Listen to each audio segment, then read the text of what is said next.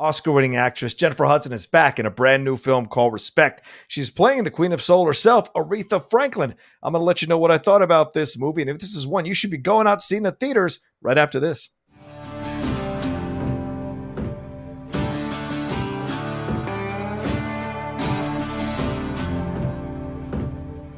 Hey everyone, it's the Outlaw John Rocha here with a review for you for this brand new film called Respect. It stars Jennifer Hudson as the Queen of Soul herself, Aretha Franklin. And before I get into the review, I just want to remind you all real quickly to please subscribe to the channel down below. Hit that subscribe button, hit that bell button so you see when we're dropping all the new content that we're doing here on the channel. We got more trailer reactions, more reviews, more Geek Buddy stuff, all of it happening here on the channel. So please hit that subscribe button, hit that bell button, and head on over to Twitch. Come and join me on Twitch. Come to follow and subscribe to me there, The Outlaw Nation, all one word. Got a bunch of play-alongs, watch-alongs coming up that you can be a part of, so come and follow or subscribe to me there. And also head on over to the Patreon, patreon.com/John Rocha. See all the great stuff we got going on there and all the multiple tiers you can join and subscribe at to support all we're doing here on The Outlaw Nation as we keep on marching forward. You know, the little outlet that could. That's what we are. All right, let's get into my review here for Respect. R-E-S-P-E-C-T. Find out what it means to me. This Aretha Franklin biopic, as I said, stars Jennifer Hudson as Aretha Franklin. Also, Forrest Whitaker is in this as her dad, C.L. Franklin. Marlon Wayans as her first husband, Ted White. Marc Maron is in this as Jerry Wexler as well. Tituss Burgess as Reverend Dr. James Cleveland, who becomes very important as the film goes along. Kimberly Scott is in here as Mama Franklin, and I've loved her since The Abyss. And Audra McDonald, the queen herself of musical theater, is here as Barbara Franklin, Aretha's mom. Respect is directed by Liesl Tommy, who's making her feature film directorial debut after directing episodes from TV shows such as Insecure, Jessica Jones, and Mrs. Fletcher. She's also involved in the upcoming Beauty and the Beast spin-off series here with Luke Evans, Josh Gad, and Brianna Middleton as well. The screenplay is by Tracy Scott Wilson, who's primarily a playwright. I think this is her feature film debut as a screenwriter as well. And also the story is by Tracy Scott Wilson and Callie Khouri. You all know Callie Khouri. She wrote Thelma and Louise and the Divine Secrets of the Yaya Sisterhood and was the primary person behind Nashville, that TV series from a few years ago with Connie Britton and Hayden Panettiere. The movie follows the rise of Aretha Franklin's career from a child singing in her father's church choir to her becoming a recording artist over at Columbia Records, where she couldn't quite find success, to her eventual move to Atlantic Records, working with Jerry Wexler, and that's where she really took off as an artist. And a lot of the songs that we enjoy nowadays are from that time period. We see her success, and then we see her crash through alcoholism and her demons that persist, to her rebirth, where she comes out of it to record the most successful gospel album of all time. It's called Amazing Grace. It is out there still for people to purchase. I'll put a link, the Amazon link to that album if you want to buy it here in the description. And this one, of course, occurs at the New Temple Missionary Baptist Church, and it was a documentary from 2 years ago called Amazing Grace. If you haven't watched that, it's a 90-minute documentary about that concert that spanned over 2 days there at the New Temple Missionary Baptist Church with Reverend James Cleveland, who Tituss Burgess plays in the movie. So, all right, let's get into some of the things I liked about the movie. Certainly the acting is number one. Jennifer Hudson delivers a powerhouse of a performance in this movie. The movie doesn't quite live up to the level of the performance that Jennifer Hudson is delivering, which is a shame for the film, but I'll get into that a little bit later. But her performance here is proof to why she won the Oscar and why this is a woman who should continue to act, who should continue to find opportunities to deliver her power through her work as a dynamo. Forrest Whitaker and Audra McDonald are fantastic here and solid as they always are in any project they are involved in as Aretha's parents. Marc Maron is fantastic yet again, doing his Maron thing, Marc Maron thing. But there's not much of a difference between him here, him in Glow, him on his show Maron. There's not much of a difference in terms of the style and energy and the portrayal that he delivers.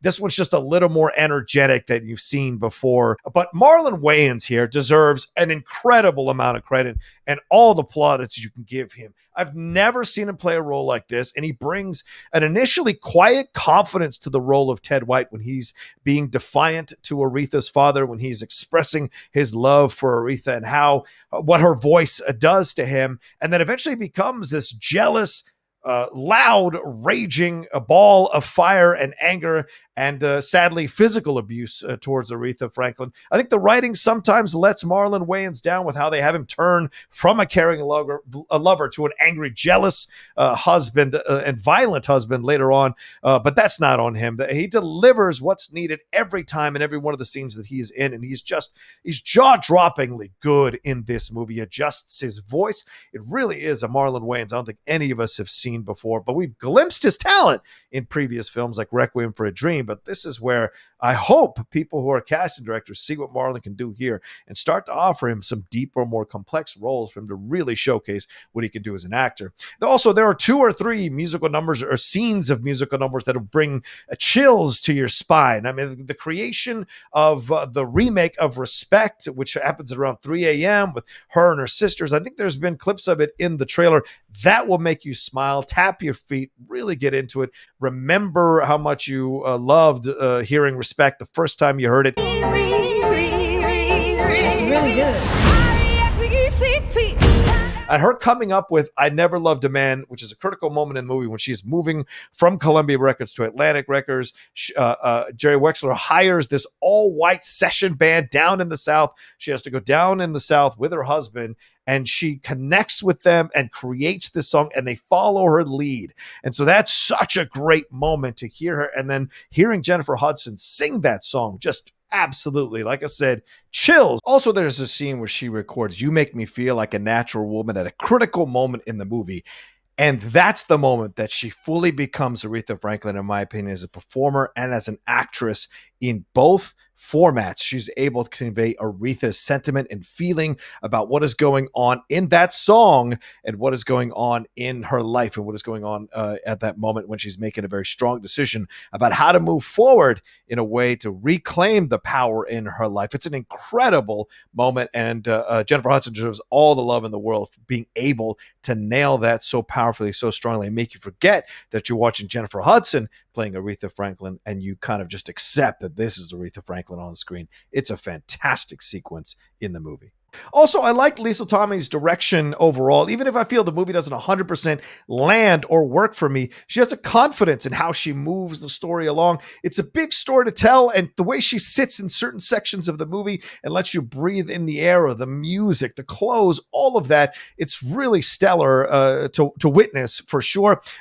Does the movie occasionally move too fast from moment to moment emotionally? Yes, but that could be the writing or the editing. Liesl Tommy, though, as you watch this movie, and by the way, it's 2.5 hours, this movie. She knows what she's doing with the camera, and that helps the movie from becoming a bit too paint by numbers or a bit too rote, and actually have some stellar life going on, or some very vibrant life going on in those scenes where the movie works. So I think Liesl Tommy deserves a lot of credit for directing this film and keeping your attention for 2.5 hours for sure. All right, let's get into some of the things that I didn't like. As I stated a few seconds ago, there are moments in the movie where it moves too fast during some emotional beats, or changes the character's motivation too quickly, or feels like it's occasionally checking boxes. That just doesn't work for me. Let me have some time with what's going on. Let me have some time to process what Aretha is experiencing here with her family, with her husband, with her fellow artists. Let me have a little more time to experience this stuff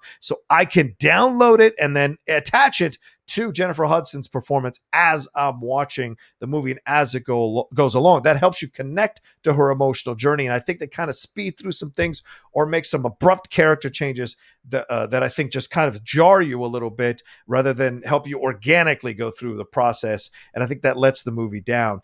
There are some family beats or experiences that are never really paid off as well. For example, early on in the movie, we are led to believe that Aretha was sexually assaulted by a young man at a party at her father's house, which of course is a sadly too frequent truth for many female artists and women in general, but it's never really revisited again. It's just lumped in with the loss of her mom or the abuse of her father as these, quote, demons that she has to deal with that end up leading to these self-destructive patterns and her crash that we see in the movie. Also, there is professional, personal animosity that is highlighted here between her and her sisters, but at a dinner, but it's never really brought up again. And then she just hires them and they work together. So it's just really strange how some of this stuff is presented. And you could say, oh, with families, they fight and get over stuff all the time. Fine. But if in a movie you present the fight, You have to present them getting over it. That's just how it works. And so I just feel like they didn't do that effectively enough, and I would have liked to have seen that as well. Also, we jump in time at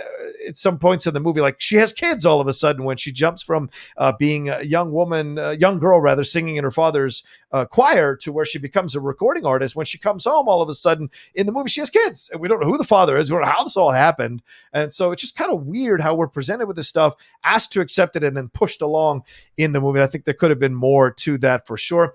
Revisiting these moments or providing us background on these moments, I think would have really helped us to connect to it a little bit more, and would have been a better payoff for the viewer and the movie overall. Also, we're not treated to hardly any conversations that clue us into how Aretha is handling the fame. Yes, we see her being shy or controlled by her dad or controlled by her husband, but we don't see, and we see her in the studio really coming into her, really finding her voice, really expressing herself. But we don't see her like hanging out with her friends and talking about fame, hanging out with her sisters and just processing the fame. Yes, there are moments like when her son first hears her song on the radio. That's a nice moment, but we don't get more of it. I would have liked to have seen more of the Aretha Franklin outside of the studio, outside of the stuff that isn't emotional. Someone who actually sat down and had conversations with her friends, just something where you connected with her as a human being more than just an artist or a queen of soul, so to speak. So for all those reasons that I just pointed out, both good and bad, the film gets 3 cowboy hats from me. Overall, it's not a bad film, and at times it certainly threatens to be a good film, but in the end, it doesn't deliver the emotional and artistic wallop that I'm sure it had every intention of delivering that would have made it a transcendent biopic. It's fine, but it's not great. Shout out to Jennifer Hudson. If you're going to go see this movie, that's the reason to go see it, is her performance. All right, thanks so much for watching this review here on the Outlaw Nation channel. Hope you enjoyed it. Please let me know what you thought of the review and what you thought of the movie yourself if you went to see it, down in the comments section below. Remember to hit a like on this video and share it on your social media. That's really important to let people know that you like the Outlaw Nation content. Your friends and your family who follow you will be like, well, if he or she likes it, well, I'm going to go see if this is any good for me as well. So hopefully you're doing that to help us grow here on the Outlaw Nation channel. Also, remember to subscribe to the channel down below. Hit that subscribe button, hit that bell button so you know when we're dropping all the new content that we do here on the channel. And then head on over to Twitch. Follow me, The Outlaw Nation, there on Twitch, all one word, The Outlaw Nation. Follow me there for all the play-alongs and watch-alongs that I'll be doing very soon. And then head on over to the Patreon, patreon.com/John Rocha. You can see the multiple tiers there where you can join and help support what we do here on the Outlaw Nation. All right, and follow me at The Rocha Says on Twitter and on Instagram. Don't forget about my podcast, The Top 10, The Cinephiles, The Geek Buddies, all out there for you to listen to as well. All right, be well, take care of yourselves. I love you. Have some respect for yourself. And we'll talk to you next time with another brand new review here on the Outlaw Nation.